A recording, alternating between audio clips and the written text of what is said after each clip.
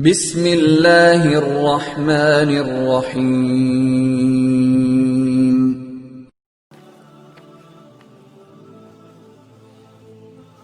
اب آئیے کہ غور کریں کہ نبوت اور رسالت کے آپ کی ذات مبارکہ پر کامل ہونے کے مظاہر کیا ہیں،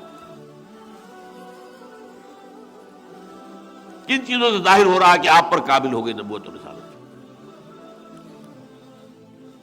اسی لیے اسی آیت کے اوپر سب سے پہلے میں توجہ دوں گا، تین مظہر وہ ہیں حضور پر تکمیل نبوت اور رسالت کی جو اس ایک آیت میں ہے۔ دو مظہر نبوت کی تکمیل، ایک مظہر رسالت کی تکمیل، اور رسالت کی تکمیل کا ایک اور اضافی مظہر دوسرے مقامات پر ہے جس سے میں نے لیا ہے، وہ اب میں بیان کرتا ہوں۔ هو الذی ارسل رسولہ بالہدی ودین الحق۔ ذرا یہاں نوٹ کر لیجیے، نبوت اور رسالت میں کوئی فرق ہے یا ایک ہی چیز ہے؟ یہ ایک مسئلہ ہے بڑا مشکل پیچیدہ، اس وقت میں اس پر نہیں جاؤں گا۔ نبی کون ہوتا ہے، رسول کون ہوتا ہے، علمی مسئلہ ہے، میری بات ہے، میرا موقف ہے، میں نے بیان بھی کیا ہے اپنے دروس میں، اس وقت نہیں جاؤں گا۔ لیکن اگر ایک ہی شخص نبی بھی ہے رسول بھی ہے، بے شمار انبیاء ہیں جو رسول نہیں ہیں، آپ کو معلوم ہے 1.25 لاکھ نبی اور رسول 313، تو تقریباً 1 لاکھ نبی تو ہوئے جو رسول نہیں ہے۔ لیکن جو رسول بھی ہے نبی ہے، اس کی ذات میں اس رسالت و نبوت کی نسبت کیا ہے، تعلق کیا ہے؟ اس کو میں اپنے یہ 2 ہاتھ جوڑتا ہوں، ایک کا رخ ادھر ہے، ایک کا ادھر ہے۔ نبوت اللہ سے لینے والا معاملہ ہے، وہی آ رہی ہے، اس لیے میں نے اس کو یوں کیا آسمان کی طرف اور یہ نیچے کی طرف۔ لینے والا حصہ نبوت، پہنچانے والا حصہ رسالت۔ رسالت کے معنی پیغامبر، پیغام پہنچاؤ۔ یہی بحث جو ہے تصوف میں چلتی ہے، نبوت بلندر ہے یا رسالت؟ اکثر لوگوں کا خیال یہ ہے کہ رسالت بلندر ہے، اونچا مقام ہے، رسول کل 313 ہیں، نبی تو 1 لاکھ ہے، نہیں۔ اصلاً نبوت افضل ہے، کیوں؟ اس کا رخ اللہ کی طرف ہے۔ یہ ہے جو امام رومی کہتے ہیں، مولانا روم، نبوت کا رخ اللہ کے، یہ اینٹینا ادھر سے ہے، اور ادھر جاؤ اذهب الى فرعون انه طغى، یہ نزول کے مقام پر ہے۔ غار حرا میں وہ بلندی کے مراحل طے ہو رہے تھے، اور وہاں سے اتر کر حرا سے سوئے قوم آیا اور ایک نسخہ کیمیا ساتھ لایا۔ رسالت مرتبہ نزول میں ہے، نبوت مرتبہ عروج میں ہے۔ بہرحال یہ بھی ایک علیحدہ بحث ہے۔ اب جو حضور کو اللہ سے ملا وہ کیا ہے؟ هو الذی ارسل رسولہ بالہدی، الہدی یعنی قرآن حکیم نمبر 1، ودین الحق، اور دین حق، سچا دین، کامل دین، عدل و انصاف کے بلند ترین لیولز کے اوپر پورا اترنے والا دین۔ یہ 2 چیزیں ملی ہیں، ان دونوں میں ارتقائی مراحل طے ہوئے۔ دیکھیے آخر آپ کو معلوم ہے صحف ابراہیم کا بھی قرآن میں ذکر ہے نا، اگرچہ ہمیں معلوم نہیں صحف ابراہیم کہاں ہے، آج ہے بھی دنیا میں کہ نہیں ہے، نہیں کہہ سکتے۔ میرا ایک گمان سا ہے، زیادہ یقین سے میں نہیں کہتا، کہ ہندوؤں کے پاس جو اپنشد ہے وہ صحف ابراہیمی کی بگڑی ہوئی شکل ہے۔ برہما کا لفظ بھی اصل میں ابراہیم کی بگڑی ہوئی شکل ہے۔ جیسے عیسائیوں نے حضرت عیسیٰ کو خدا کا بیٹا بنا لیا، حضرت ابراہیم کی نسل کے بعض شاخوں نے انہیں اپنا خدا بنا لیا، برہما۔ بہرحال اس سے بھی آگے چلیے تو حضرت نوح بھی تو تھے، ان پر بھی تو کوئی صحیفہ آیا ہوگا، قرآن میں ذکر ہی نہیں۔ ویسے ایک شخص کا کہنا ہے، mister Dubois, he was a French scholar, researcher,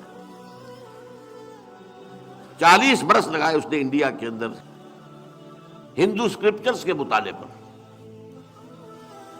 اس کا کہنا یہ ہے کہ ہندوؤں میں جو منو ہے، منو وہ مہانو ہے، حضرت نوح علیہ السلام کا نام بگڑا ہوا ہے مہانو.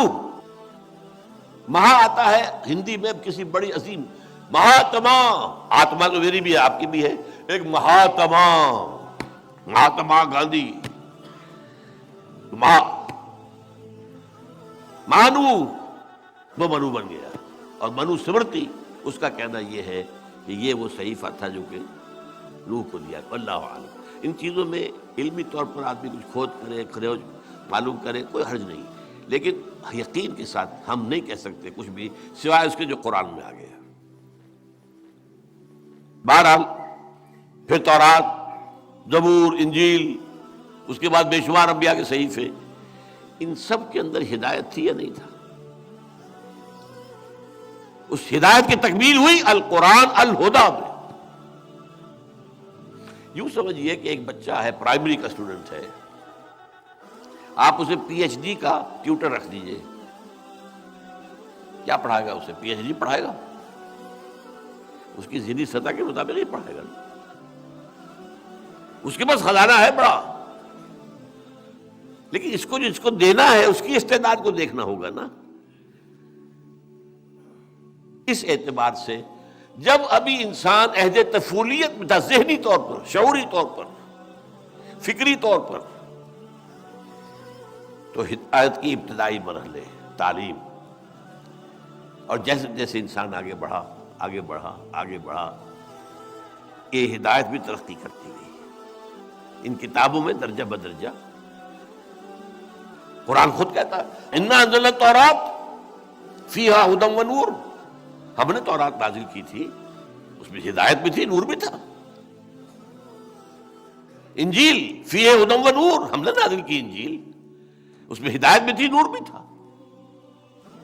ان سب میں ہدایت تھی، لیکن ابھی ہدایت کے ابتدائی مراحل تھے. تاں کہ حضرت آدم کے بعد آپ سمجھیے کم و بیش 6000 سال بعد حضور کی بعثت ہوئی. یہ وہ زمانہ تھا کہ اب انسان ذہنی، فکری، فلسفیانہ بحثوں، منطقی بحثوں اور میٹا فزکس، ان کے اعتبار سے بالغ ہو چکا تھا. چنانچہ ایک عجیب بات ہے، یہ دلچسپی جنہیں ہے ان معاملات سے وہ تو قدر کریں گے. ہیومن ہسٹری کے 1200 سال ایسے ہیں جس میں تمام مذاہب پیدا ہوئے، تمام فلسفے پیدا ہوئے. فرام 600 BC to 600 AD، 600 برس حضرت مسیح سے پہلے اور 600 برس حضرت مسیح کے بعد جتنے فلسفے، بدھزم بھی اسی میں آ گیا، جینزم بھی اسی میں آ گیا، کنفیوشنزم اس میں آ گیا، تاؤزم اس میں آ گیا، یہ سقراط اور بقراط اور یہ سب کے سب اس میں آ گئے، یہ مانی یہ سب بھی آ گئے، یہ سب کا سب ہو گیا. تمام فلسفے، تمام مذہب پیدا ہو گئے.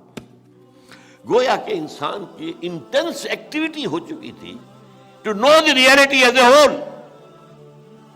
ایک تو قدم بقدم ہم چل رہے تھے نا، وہ تھا ہمارا فزیکل نالج، قدم بقدم قدم بقدم قدم بقدم. ایک ہے to know the reality of existence, وجود کیا ہے، کائنات کیا ہے، ابتدا کیا ہے، انتہا کیا ہے، ہماری زندگی کی ابتدا کہاں ہے، انتہا کہاں ہے، کہاں جا رہے ہیں، کہاں سے آئے ہیں. سنی حکایت ہستی تو درمیان سے سنی، نہ ابتدا کی خبر ہے نہ انتہا معلوم، پتہ ہی نہیں کہاں سے آگے، آسمان سے ٹپکے. ہاں یہ پتا ہے میری پیدائش سے 9 ماہ پیشتر میری والدہ کے رحم میں میرا وجود اس کا آغاز ہو گیا.